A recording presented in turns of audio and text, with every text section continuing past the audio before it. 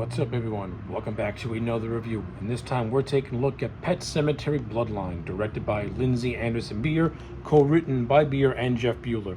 Pet Sematary Bloodlines is the prequel to the 2019 remake of A Pet Sematary.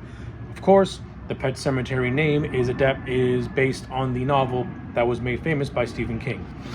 Alright, so the overall gist of Bloodlines is as this. The film follows a young Judd Crandall and his first experiences with the fabled Pet Sematary and the Micmac burial ground, which brings dead ones back to life.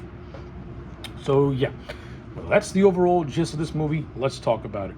So if you're familiar with Pet Sematary, both the remake and the original movie from the 1980s, this movie's story is basically an expansion upon the story of Timmy Baterman. So if you remember, when Judd Crandall is talking to Lewis, Judd Crandall tells him the tale of the first human being that he can remember to be buried in the Pet Sematary, and that was this character by the name of Timmy Baterman, who came back, who was killed during the war, and when his body was brought back to Ludlow, Maine, his grief-stricken father buried him in the Pet Sematary. Of course, Timmy would come back to life, and he would not be his former self. He would just be a husk of who he was, with his body possessed by this ancient evil. So in the grief, Timmy's father ended up killing himself and Timmy inside of a burning house. That's basically the gist of this movie. It's basically an expanded version of the Timmy Baterman story. Now, how this movie told that story is radically different than what Judd told Lewis in the original movie. Now, this prequel serves as a prequel to the 2019 movie, and I don't really have a whole lot of memory of that 2019 movie. I think I saw it once. It left no impression on me. I didn't care for it. I didn't hate it, but I didn't like it. Bloodlines is going to fall right into that category. This is a movie that I didn't hate nor like. It's just there. This movie tries too hard to justify its existence, and it doesn't tell an interesting story. The story of Timmy Baterman is more creepy when it's being told to you as almost like a fairy tale from Judd to Lewis. When you actually see how the events play out, it's kind of underwhelming. It's kind of just like, okay. So it basically does the whole Timmy Baterman story with some differences here and there.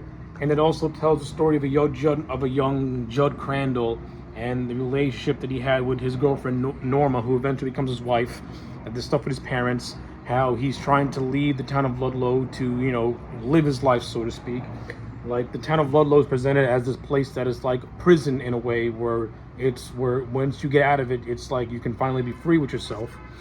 I mean, that concept of Ludlow being its own little personal prison, I guess you could have done something with that. I guess you could have done something with that. That could have been kind of interesting. It's like the typical it's like somebody who has grown tired of being in a small town, and they want to leave that small town to experience the world. That's more or less what the movie tries to present Judd Crandall and Norma as these two people living Ludlow to more or less experience life. Of course, while they're driving out, something happens, an accident occurs. They see Timmy Baterman's dog in the middle of the road, and nothing's quite as it seems. Timmy's dog looks really odd and is virtually non-responsive to a lot of things. After going to the Baterman farm, they see Timmy. Timmy acts all creepy. The dog attacks Norma, biting her arm and pretty much mangling it. This is what causes Judd to stay behind in Ludlow. And while staying behind, his father more or less tells him the curse of Ludlow and the Micmac burial grounds and the whole thing of dead things coming back to life and stuff like that. So it's pretty much basics by the bones and stuff like that. This movie presents this whole thing as a town conspiracy, as this little town trying to cover up their dirty little secret in which everyone's in on it. I mean, you've seen that done more than once. It's been done better in other movies. To tell you the truth, I don't think something like Pet Sematary needs this. I don't think it needs to have like this whole conspiracy cover-up, because it takes away from the organic horror of the question. And that question is, how far are you willing to go to bring the ones you love back, knowing that when they come back, they're not going to be as you remember them. They're going to be something much, much worse, something that's much more deadly. That's something that the Mary Lambert movie did, and did very, very well. That's something that the 2019 movie tried to do, but didn't really do much to expand on it. Now you see what happens when you expand on an idea. Instead of making it something that's more like a moment of crisis, you present it as a conspiracy theory. I think it would have worked much better if the town did not know about this, and that this is just something that very few people know about. Like, by turning it into a whole conspiracy, you're basically telling people stay out of Ludlow, don't ever come here. This place is cursed. It's evil. I'm like, all right, so that just okay. I didn't really care for it. It adds in like the most generic and pointless way, in my opinion. In terms of this movie's acting and the actors, I thought every single actor did a decent job. No one gave away a breakthrough performance or a blowout performance. Both the performances they were fine. Now you have David Duchovny, who from the X-Files, who plays Bill Baderman, Timmy's dad. I thought Duchovny played a grieving and just broken guy very, very well, and I do like the fact, that he's not oblivious to what Timmy's become, but he's just doesn't want to accept what Timmy has become. I liked it. I enjoyed it. I don't like how they handled him and Timmy in the end of the movie, which is completely fucking stupid, and I didn't like that at all. Because you kind of take away from Bill redeeming himself and having his son rest in peace by doing something that's just far more just stupid and more dumb that I didn't care for. The whole subverting of expectations, which I don't like, especially when the story does not call for it. I'm not even going to waste my time. I'm just going to get right into it. As I mentioned before, Judd Crandall tells a story to Lewis about how Bill brought his son back to life, and then once Timmy came back, he was not the same again, so Bill killed himself and Timmy by setting their farmhouse on fire. That does not happen in this movie. In this movie, Tim kills his dad, and then some guy named Manny and Judd kill Timmy while fighting in the woods. Okay, that's it. Timmy Baderman is treated more like a slasher than he is a ghost come back from the dead. Didn't care for it, didn't like it. I think it sucked. Nothing against the actor who played Timmy Baderman. I thought he did a good job and did his best to act creepy. I just don't like the direction the story went in. Speaking of this character, Manny. He's okay. The movie tries to build him and Judd once being friends and their friendship being fractured. But throughout the course of the movie, they start to become friends again. But the character of Manny is nowhere to be. I may not remember the 2019 movie that well, but I would remember Judd having a friend named Manny.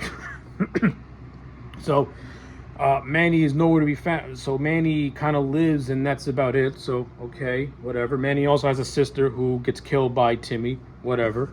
You have this whole thing of Nora in the hospital, and then at the end, she gets attacked by Manny's sister. So that is what it is. You have Henry Thomas, who plays Judd Crandall's dad. I thought Henry Thomas was pretty good. I liked him in the role. I like how he more or less acts as a doomsayer and more or less as a protector to those who come across Ludlow by telling them to keep going. And I do like the whole idea of more or less Judd Crandall following in his father's footsteps as being the protector. So I thought that was okay. And it's fun to see Henry Thomas. He was fine in the movie. Didn't give a breakthrough performance or a blowout performance, but I like the chemistry he had with the actor who played Judd. I buy them as being father and son. Pam Grier, the great Pam Grier, has an appearance in this movie as a character named Marjorie, who's the mail lady. She doesn't do much in the movie, but it's fun to see Pam Grier. In terms of this movie's production values, I'll say this. There are certain scenes I thought were well directed with some good suspense. I think the scenes of characters just acting creepy is much more frightening. But once the movie actually gets to the third act, it pretty much becomes a bare bones movie. It doesn't really have anything going for it. The scares are really not that great in the third act. Not only that, the cinematography in this movie is dreadful. Unbelievably dreadful. The daylight scenes are okay. But when you get to the nighttime scenes, you can't see what the hell's going on. Not to mention, the movie has a washed out color palette, so it's like it's all just gray. It feels just dull and gray. Now you compile that with nighttime scenes, you can't see what's going on. I understand it. You want to go for a more natural look, but there's a way to do a natural look and still be able to see everything. This movie, you can't see a goddamn thing in the third act. It's so friggin' dark. It's like watching Alien vs Predator. You gotta squint your eyes just to see what the hell's going on. Yeah, that's a big fail. Terrible cinematography. Directing wise, in terms of how she directed her actors and how she was able to create some suspense in certain scenes, not bad. It's okay. I think she went a little in the wrong direction by making this feel more like a slasher and not like a spooky ghost story, which I didn't really care for, because the first Pet Sematary movie comes across more as a spooky ghost story and not a slasher finding you in the woods. This feels like a slasher, and I didn't really care for that. It takes away from the whole thing of Pet Sematary and what that story and what the emotions that story can convey. Yeah, I think those are all the major beats I got to say about Bloodline. At the end of the day, the movie is middle of the road. It's not offensively bad. It's not a long watch. It goes by. It's a quick watch. But if you're a fan of the Pet Sematary franchise and you watch this, in my opinion, it doesn't really add anything new. It really doesn't. So with all that being said, a 4 out of 10 for Pet Sematary Bloodlines. Let me know your thoughts in the comment sections down below. Like the video and subscribe. And I'll catch you back next time for more.